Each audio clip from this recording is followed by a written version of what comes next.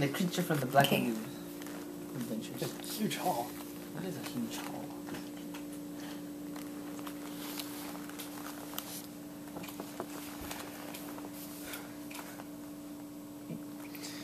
Everyone, we are back from Comikaze, or Comikaze, as it's supposed to be called. I prefer to call it Comikaze. Comikaze is awesome. It's better.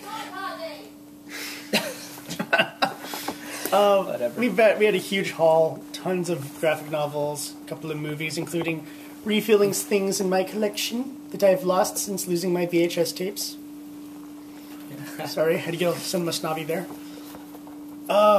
This was one of those weird events because I was going in expecting, oh, it's the first year, it's a comic book event, it's only in one hall of the LA Convention Center, it's going to be all teeny tiny, there's going to be like 1,000 people tops, there won't be lines for anyone, so it's like, oh, I'll get my autograph by Stan Lee. Oh wait, there's 3 people in line.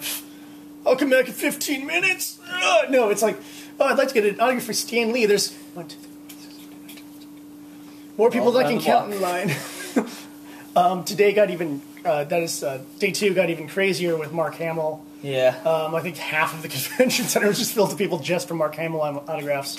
Goes to show you that the force is still with Mark Hamill.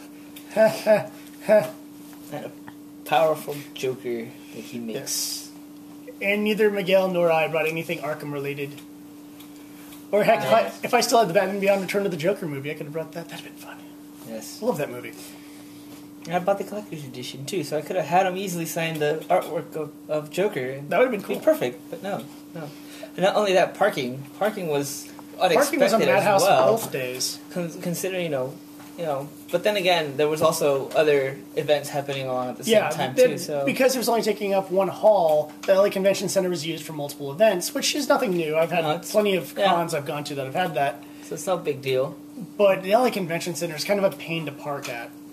Yeah. Either the parking lots are too small, like the one we were at today, or yesterday, where people decide to park their car sideways or halfway along the line. Or just make it so that way, or both sides ends up being so close to each other that there's just a little tiny crevice of space where a motorcycle only fits in there. Yeah, so that's horrible. Just made it a pain. But then again, that's a lot of the things you got to give and take a lot too when it comes to conventions and parking. And either you have to get up early and get the good parking spot, or have to deal and challenge yourself with all the parking problems. But then, like I said, that's all cons. The one big problem I would say of having it in one hall is that if you're going to a panel, you basically can't hear anything. Oh yeah, it's really difficult to hear the panels. I may have used them to take naps at. I'm not going to say I did, but I may have taken a nap in a panel room, which is tradition for me at basically any con. So, but yeah, it was a lot of echoing noise. And sometimes it was the fault of the other panels, where you'd go to a panel like, all right, I can't wait to hear what the woo! And you're like, wait, what did they just say? Can't hear you. People in the next room over. Woo! What was your question? I said a woo! So a lot of that going down. But also a lot of great vendors for reduced price on graphic novels. And as a collector of graphic novels, preferably hardbacks, I obviously had a lot of fun and spent probably more money than I planned to, but whatever, it's a con. Yeah. And of course, Stan Lee being there, there was a silent auction for the Stan Lee Foundation as well there. That's how we were able to pick up. I didn't see anything I wanted, which is unfortunate. The thing we picked up was the Spider-Man Back in Black issue, which was signed by Stan Lee. That was pretty cool. Yeah. That's nice. Instant win, by the way. Would you like to hold it up? Copies. Yeah. See, we got. It does have a certificate of office. And it does have. It's real, and it's one of the limited covers. Yes, it is. It has a certificate of authenticity. That other stupid cover that right in the back. Everyone has. The certificate of authenticity right there. So it's a fish. It's authentic. Yeah. So it's not something we picked up from some guy on a booth saying. Yeah. It's like, oh yeah, for sure it is. It totally was. It wasn't my handwriting. No, sir. Even though there were some stuff around there that had reproduced signatures up for sale. I'm not going to go and bet on. But that's a different thing though, because some people don't mind having a reproduced signature just because they can say it's like, oh yeah, I have a thing signed by him. Yeah, I know. My folks have footnote reproduced. Some like the Van Gogh prints, what have you. And they have like the Van Gogh signature in the bottom, and like Yeah, it's a print. It's not even close to the real signature. Unfortunately, because of the size, and I mean, I love the size, but I couldn't find a few things I was looking for. The main gal from Sleepaway Camp, I could not find her at all, which is too bad. Hopefully she'll be at an upcoming con or another horror con that I try to attend. And then the other horror-related thing I couldn't find, but I really wanted to, was they had the guys there who did the documentary, the Nightmare on Elm Street documentary. Yeah. And I was like, ooh, the Nightmare on Elm Street documentary guys are here. I want to grab that. Well, I'm a huge fan of the Nightmare series, and I would like to grab the documentary. And if I can have it signed by the filmmakers, why not? And couldn't find them at all, either. So, too bad. Also, I mean, I'm pretty sure that when we went day one, they didn't have their panel listing somewhere so we can see what was on panels. Yeah. Day two, They put up a list, a list there, so we had an idea what panels were There were no showing. program guides or a map of the hall, so it's all those things where we could at least go and say, "Oh, let's take a look at the person. Oh, we're looking for Ron Smith, booth number 1212. That's here. All right, we're at the entrance here. Okay, so we go this way and turn."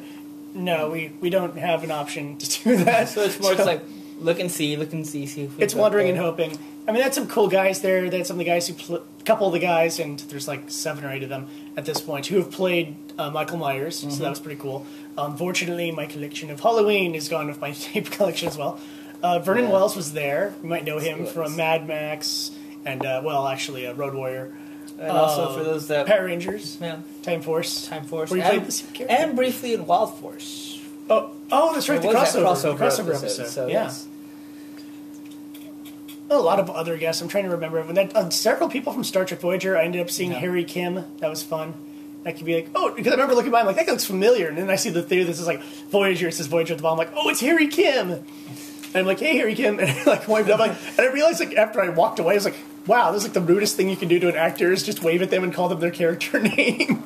So I apologize, man. I did not mean to call you Harry Kim. It was just the first thing that came to mind. I like to put that Star Trek people there. I ended up seeing the actress, name escapes me, who played Deanna Troi, and of course she was in Gargoyles, which if I had had my copy of Gargoyles, I probably would have had her sign that. Then all I need is Goliath, and I'd be very happy. I like seeing the Star Trek people, and they're from the different series. I had a gal from Deep Space Nine, a couple of people from Voyager.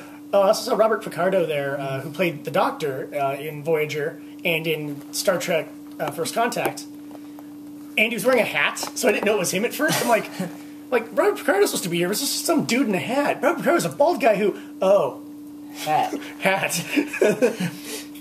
He was also been in Broadway, for those who care. My parents have seen him in a couple of shows. And they met him backstage, said he was a really nice guy. But I did not have the chance, because I was running around looking for other people.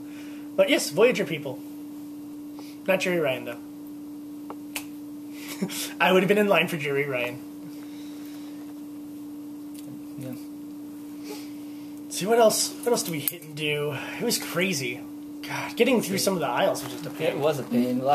It was clustered up, too. You know that next year they're going to be, like, separating stuff, like, here's the hall with all the guests and artists and what have you. Here's the hall with all the merchants, and here's the hall with the panels. And they probably might learn a little with the panels and actually have it in panel rooms. Yeah.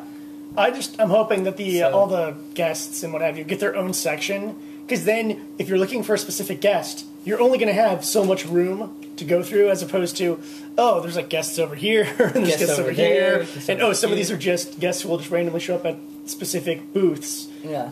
Because they're like, oh, we have artists of such and such right here for just right now, and that's cool. But obviously, some of those things you can always prepare for by looking through the program guide, which doesn't exist. So, and you feel weird going up to a booth and being like, oh, I'm also looking for such and such. Since this is selling movies, can I find such and such here? And they're like, no. You feel weird doing that. Or you're buying comics, and you're like, oh my gosh, I heard this guy who wrote whatever is here. Can I go see him? They're like, oh no, he has his own booth. I think it's over there, but it could be over there. So a little bit of organization, a little bit of information. Also, another thing too is that I noticed from difference versus day 1 and day 2 is that most of the people in their tables booth were shuffled around in different areas at some point. I noticed that too. And just from minor things, like Vernon Wells was on one side of the aisle, and then he was on the other side of the aisle the next day. Yeah. And I'm like, All right. I mean, I don't think there's a necessity to move things up because the Voyager booth was still the Voyager booth. Yeah. And a few people were still in their same places, but yeah, I noticed some people got shifted over or moved to a different section, and I thought that was kind of odd. Yeah. All those little workaround things. Yeah. I mean, because I don't think it was a first come, first serve kind of thing for your table, because that would make no sense. Yeah. Why would you do that? Especially for at least guests. Yeah. Guests have a first come, first serve table area. It's probably not such a wise thing to do. Artists, I can probably understand that, but some artists would prefer to have one stable area, so that way people, if they came on one day, they can go back the next day and find them. Otherwise, they'd be doing the whole hunt and searchy thing again. Yeah, which is a pain, especially when you're like, all right, I brought the book from home that I wanted him to sign because I didn't want any of the things on his table, and someone else is here. Okay, let's begin the search. Yeah. I didn't bring anything from home this time. I usually bring something from home to a lot of these events, but I did not bring anything from home this time. Just nothing really came to mind. Except for me kicking myself for losing my VHS tapes. That came to mind like 4,000 or 5,000 times. Yeah. Well, maybe it's more with preparations. Since, year one cons, usually you don't really prepare much for them. You're more like, well, I thought it was going to be a small nothing con anyways. I thought, we're not even going to go to the second day. We'll just go to day one. We'll take a look-see around and be like, no, it was like running around. It's like, wow, there's so much to see. We have to come back the next day to check out the other half that we didn't see. And then there were a lot of pretty cool groups there. Mm-hmm. Got to see the Mandalorian Mercs, always fun, and we got to see the Zombie Preparedness group, whatever they're called. I got their card right here. Preparedness, yeah. Got their little card right here. Upside down.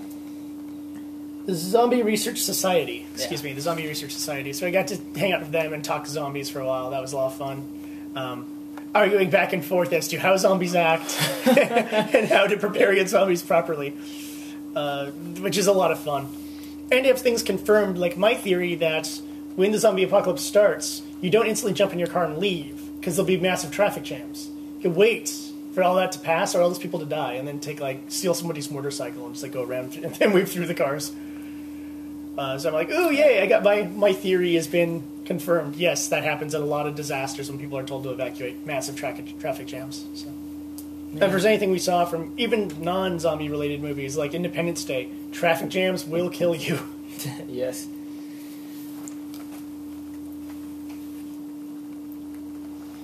Any final thoughts, Miguel? I have to say, for first year con, it blew a lot of expectations that I've had for it. So here's hoping year 2 would be better. Hopefully they actually add program guide, maps, that way we can see things and plan accordingly. I mean, great. Yeah. I mean, on the webpage, they listed their guests and stuff, but sometimes it helps to prepare to have a small program guide at con when we get there to do final preparations. So check out the reports. We will definitely be coming back next year because this was just a wild ride and it's worth a second look. Check out the report and we'll see you at the next con.